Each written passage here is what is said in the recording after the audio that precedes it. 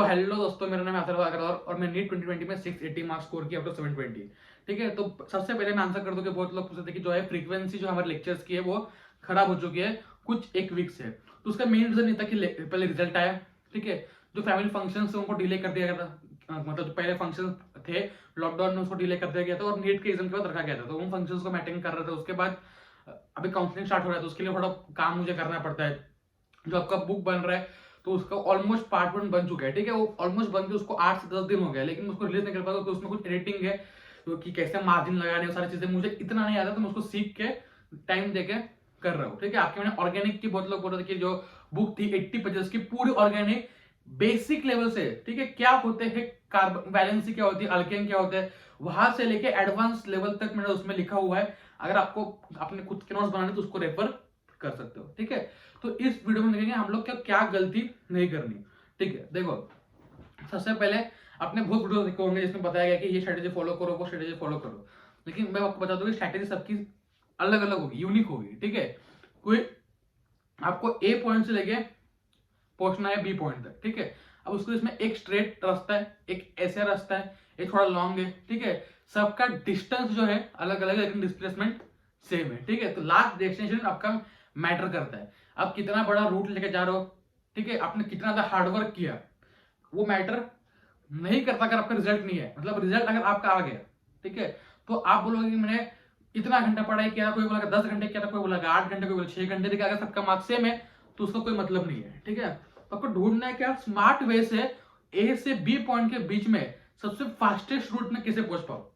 ठीक है, ये मेरा सबसे पहला मेरा एम था जब मैं अपना प्रिपरेशन कर रहा था कि पोर्शन कैसे खत्म करूं। ठीक है, मुझे ए पॉइंट से लेके बी पॉइंट तक जाना है जिसमें डिस्प्लेसमेंट कुछ एक्स है, उसको मुझे खत्म करना है। कोई इतना घूम के ऐसे जाएगा, ठीक है, मुझे उसको फास्टेस्ट वे में कंप्लीट करना है क्योंकि मैं प्रैक्टिस कर सकूं। ठीक है, तो वो आपको दिमाग में रहना चाहिए कि मुझे एक कॉम्पिटेटिव एग्जाम है, मेरा रिजल्ट देखा जाएगा, मेरी मार्कशीट देखा जाएगी, मेरा ऑल इंडिया रैंक देखा जाएगा, ना कि मैंने कितना हार्डवर्क किया। ठीक है, ये आपको मैटर नहीं करता। ठीक है, कि आपने क्या उसमें पुटिंग किया, जब तक आपके पास रिजल्ट नहीं है। ठीक है, आपको रिजल्ट लाना पड़ेगा। ठीक है, आप इररिलेवेंट चीजें पढ़ते बैठोगे, ट्रूडेंट पढ़ते बैठोगे, अगर रिजल्ट नहीं है आप बोलोगे मैंने हार्डवर्क किया, उसका मतलब नहीं है। ठीक है, ये डिफाइंड सिलेबस है, डिफाइंड पोर्शन उसके बीच में रही है। ये पहला टिप, डिफाइंड सिलेबस और डिफाइंड पोर्शन के बीच में रही है। कोर सिलेबस जो है नीट का, उसको मैंने अपने टेलीग्राम चैनल पे अपडेट कर दिया है। ऑर्गेनिक के नोट्स जो है वहां पे आप जाके चेक कर सकते हो। ठीक है, तो ये दो चीजें पहले हो गई। उसके बाद जो एक बहुत गलती होती है कि बच्चे जो जो मैक्सिमम बच्चे जो होते हैं 350 से लेके 450 500 के इसमें बहुत सारे बच्चे फंसे होते हैं एवरेज स्कोर में। ठीक है, मैंने ये कैसे देखा, अब मैं मेरे क्लासमेट से बात करता था, बैचमेट से बात करता था कि क्या कहाँ पे उन्होंने गलती की। तो 350 से 500 के इसमें बहुत सारे बच्चे फंसे होते हैं। इसका रीजन होता है कि वो लोग पढ़ाई कर रहे हैं, एम्पल अमाउंट में पढ़ाई कर रहे हैं। ठीक है, ठीक ठाक, कि उनका स्कोर 5, जिनका स्कोर 400 आ रहा है वो आराम से केपेबल है कि वो स्कोर 550 ले आए अगले ही टेस्ट में। ठीक है, मतलब उतना बोल रहा हूं मैं आपको, अगले ही टेस्ट में अगर वो कुछ गलतियां रेक्टिफाई कर दे। ठीक है, कुछ गलतियां उनको सुधारना है। पेपर अटेंटिव स्ट्रेटेजी जो होगी, थोड़ा पढ़ाई करने का तरीका देखो। अब मैं, ठीक है, फॉर एग्जाम्पल अपने टीचर से, कोई मेरे से बड़ा है, उनका स्कोर मेरे से कम भी आता था। ठीक है, ये मेरे जितने भी क्लासमेट्स है, ठीक है, मैं उनसे कंटिन्यू सीखता था कि हाँ ये गलती इन्होंने की है, इसने की है, तो मुझे नहीं करना। कोई बोलता था कि मुझे मैंने ये यहाँ से पढ़ लिया, जेनेटिक्स मैंने यहाँ से पढ़ लिया, ट्रूमन से पढ़ लिया, तो ये बोलता था उसमें तुझे क्या अलग मिला। ठीक है, तो थोड़ा बहुत नॉलेज में अलग अलग जगह से लेता रहता था। जब कहीं मुझे कोई गलती होती थी तो मैं अपने टीचर से कंसल्ट करता था, कोई बड़ा है उससे कंसल्ट करता था कि हाँ यहाँ पे अगर मेरी गलती हो रही है, इस सब्जेक्ट में मुझे प्रॉब्लम आ रहा है, तो उसके लिए मैं क्या करूँ। आपको अपनी स्ट्रेटेजी रिवाइज करनी पड़ेगी क्योंकि स्ट्रेटेजी किसी की परफेक्ट नहीं होती, कहीं ना कहीं अप डाउन आएंगे, रोलर कोस्टर राइड है, इसको मानना पड़ेगा, किसी का स्मूथली नहीं जाएगा। ठीक है, अब बहुत लोग बोलते हैं कि कोचिंग वाले स्टूडेंट्स को बहुत फायदा मिलता है, ये मिलता है, वो मिलता है। देखो इस जमाने में आपको कहीं ना कहीं से फायदा उठाना पड़ेगा। आपके इतने ऑनलाइन रिसोर्सेस है, अलग अलग पेपर्स मिल जाते हैं आपको, कहीं ना कहीं से आपको अपने फ्रेंड के थ्रू, कहीं ना कहीं से आपको बुक्स मिल जाते हैं, तो आप पढ़ाई कीजिए। मैक्सिमम इतना ये आ चुका है ना अभी कि आपको हर चीज आपके टिप्स पे मिलेगी मोबाइल पे, उसका फायदा उठाइए।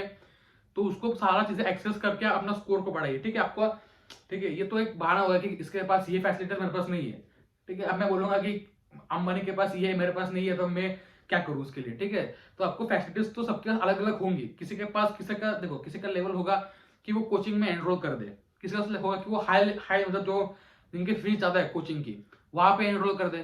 ठीक है, किसी का होगा कि थोड़ा कम फीस वाला, ठीक है, किसी का होगा कि कोचिंग में एनरोल ही ना कर पाए, ठीक है, ऑनलाइन ही पढ़ना पड़े, किसी किसी पास तो ऑनलाइन का फैसिलिटी नहीं होता, कहीं से बुक मांग के करते हैं, तो हर एक का लेवल अलग अलग है। और ऐसा नहीं कि नीड्स जो क्वालिफाई करते हैं, ठीक है, कोई भी कोचिंग में जाइए XYZ, हर कोचिंग में आपको 1000 बच्चे मिलेंगे, इसमें से 10-20 मैक्सिमम 20 बच्चे सिलेक्ट होंगे, ठीक है। ये क्यों है? क्योंकि बाकी बच्चे पढ़ नहीं रहे, ठीक है। अगर कोचिंग वालों को कुछ करना होता, ठीक है, ये तो फैक्ट है, जो कोचिंग वालों को करना होता तो सारे के सारे बच्चे निकाल देते वो लोग, ठीक है, क्वालिफाई करवा देते। लेकिन ये आपके हाथ में फाइनल नहीं आता है, ठीक है, क्या पढ़ना है क्या नहीं, ठीक है। थोड़ा सा गाइडेंस मिल जाता है, ये मिल जाता है, लेकिन आप गाइडेंस लेने के लिए आप कहीं से भी ले सकते हो, ठीक है, किसी आप पेचे वाले को पूछ सकते हो, ठीक है। अगर आपको कुछ डाउट है मुझे पूछ लो, मैं आपको बता दूंगा कि क्या क्या गलती आप कर रहे हो, ठीक है। तो बायोलॉजी में आपको पूरा एनसीईआरटी पर रहो फोकस, सारा चीज, ठीक है। अब ये सब लोग बोलते हैं एनसीईआरटी पर रहो, तो कैसे पढ़ना है एनसीईआरटी को, ठीक है। आप फर्स्ट रीडिंग में, सेकंड रीडिंग में, थर्ड रीडिंग में एनसीईआरटी को मास्टर नहीं कर सकते। मास्टर मतलब अगर उससे कुछ क्वेश्चन भी आ जाए आपको गलत नहीं होना चाहिए।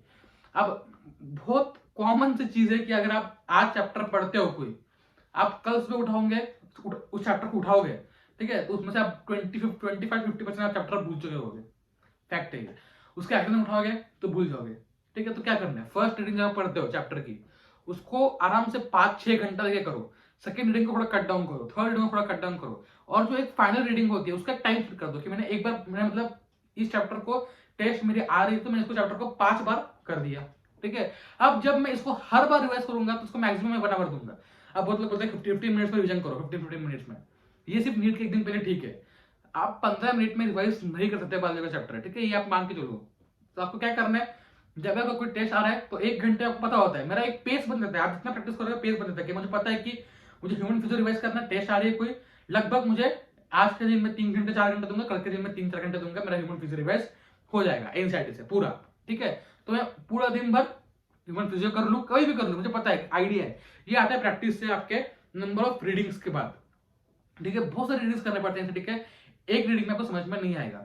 सेकेंड मिसकंसेप्शन जो है आपका इनऑर्गेनिक के रिलेटेड है, कि बहुत लोग बोलते हैं इनऑर्गेनिक में बहुत रट्टा मारना है, उसमें कुछ समझने का पार्ट है ही नहीं, गलत है। इनऑर्गेनिक में आपको 90% चीजें जो है समझ लेनी है, ठीक है। क्यों होता है, ऑक्सीजन स्टेट जो है वो चेंज हो रहा है, तो क्या इफेक्ट्स पड़ रहे हैं, कैसे हम लोग स्ट्रक्चर निकाले, ठीक है। और जो मेमोरियम वाला पार्ट है वो बाद में आता है, ठीक है। आप नीट पेपर देखो, मेमोरियम पार्ट के बाद जो पार्ट है बाद में आता है, ठीक है। आपको पहले थोड़ा सा कंसेप्ट बनाना पड़ेगा।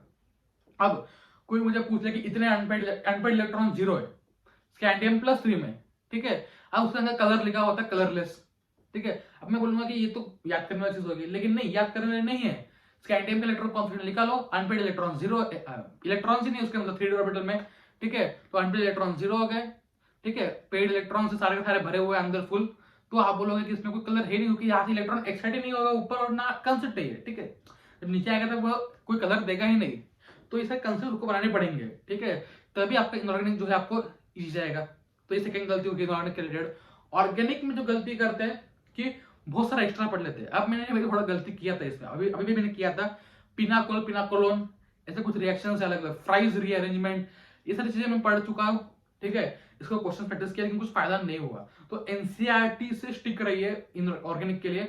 और एक और चीज मैंने गलती की थी कि मैंने जो इंटरकनेक्टेड क्वेश्चन होते हैं, मतलब ए में है कुछ डाला बी बना, बी में कुछ डाला सी बना, सी में कुछ डाला डी बना, तो इस सारे रिएक्शंस में जो है आपका क्या फाइनल प्रोडक्ट बनता है, फाइनल प्रोडक्ट की कैरेक्टरिस्टिक्स क्या है, ये क्वेश्चंस नहीं होते थे, ठीक है। इनिशियली आपसे भी नहीं होंगे। तो अब क्या कीजिए, जो एनसीईआरटी पीछे दिए होते हैं कन्वर्शन वाले क्वेश्चंस, एनसीईआरटी में कन्वर्शन वाले क्वेश्चंस दिए होते हैं, मैंने एक कॉपी में उसको सारे लिख लिए थे, ठीक है। कि मेरे तो कुछ नहीं बन रहे थे, मैंने टीचर से कंसल्ट किया, मुझे कुछ नॉलेज मिला कि हाँ ऐसा करना चाहिए, थोड़ा फर्क फायदेमंद है, मैंने आपको बताया, अभी आप अप्लाई कर सकते हो। जो कन्वर्शन होते हैं उसको लिख लो कि ये से ये बना, ठीक है, ये हो गई। फिजिकल केमिस्ट्री पे आते हुए ज्यादा हाई लेवल क्वेश्चन करने की जरूरत नहीं है।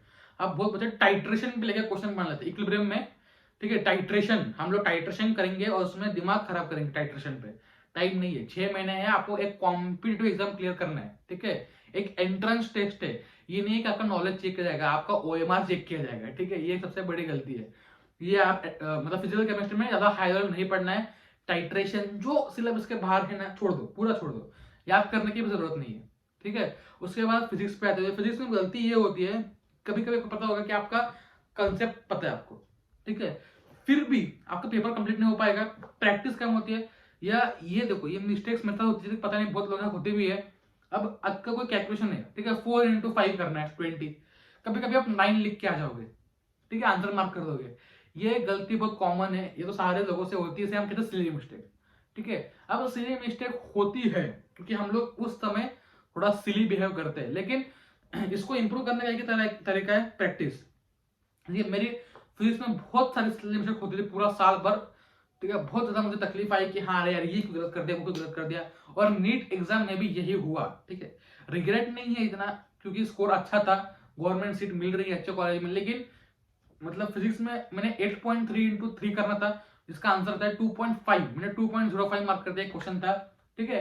ब्रूस्टर एंगल ने पढ़ा नहीं, उन्होंने लिखा था ब्रूस्टर एंगल नॉट पॉसिबल, ठीक है, तो पॉसिबल लिखा था, पॉसिबल लिखा था, तो मुझे पता था कि म्यू उसे 1 होना चाहिए, लेकिन म्यू ग्रेटर देन 1 होना चाहिए, लेकिन उस समय मैंने पढ़ा नहीं उसे कि नॉट पॉसिबल, मैंने 90 मार्क कर दिया जो फर्स्ट क्वेश्चन था, ठीक है। तो ये और एक मोनो एटॉमिक वाला फॉर्मूला मैंने 3/2 आर्ट, मतलब फिजिक्स में मेरा स्कोर ऑलमोस्ट 180 आ जाता है अगर मेरे को ये मैंने 3 सेशन नहीं की होती, लेकिन यही है क्योंकि पेपर ऐसा ही आएगा 2021 में इसी लेवल का, तो जीतेगा वो जिसका नंबर ऑफ सिली मिस्टेक्स कम जाएंगी, ठीक है। अगर आपने पूरा कोर्स पढ़ लिया, फॉर्मूलाज रट लिए, तो आपको फिजिक्स में कोई रोक नहीं सकता, आपको सिर्फ सिली मिस्टेक्स अवॉइड करनी है। अब मैं बोलता मेरा स्कोर 180 आ जाता तो क्या होता, ठीक है, कुछ होता नहीं इतना, लेकिन एक अच्छा हो जाता, स्कोर बढ़ जाता, लेकिन 15 मार्क्स आप 10 मार्क्स मांग के चले कि आपका कहीं ना कहीं जा सकता है। उसके लिए अगर आप मेरे से प्रैक्टिस करोगे और तो पेपर्स लगाओगे, ठीक है, तो ये और 5 मार्क करके आपका स्कोर 700 पहुंच जाएगा, ठीक है। कंटेंट आपको वही पढ़ना है, ठीक है। तो ये था पूरा समरी, इसमें अगर कोई इंपॉर्टेंट पॉइंट मैंने बताने से छूट गया तो आपको अगले वीडियो में बता दूंगा, ठीक है। बाकी लेक्चर से आपके एनिमल टिश्यू, एस ब्लॉक, सारी चीजें हम लोग कवर करेंगे, तो इसमें पूरा ब्रॉडली मैंने कवर किया। कुछ कुछ इंपॉर्टेंट पॉइंट, 5-6 इंपॉर्टेंट टिप्स या पॉइंट्स बोल सकते हो, टिप्स इन पॉइंट्स की आपको ये अवॉइड करना है कि आपको इतना चीजें नहीं पढ़नी, इतना आपको सिलेक्टिव के पढ़ना है, आपका माइंडसेट क्लियर रखना है। तो चलिए दोस्तों, बाय बाय।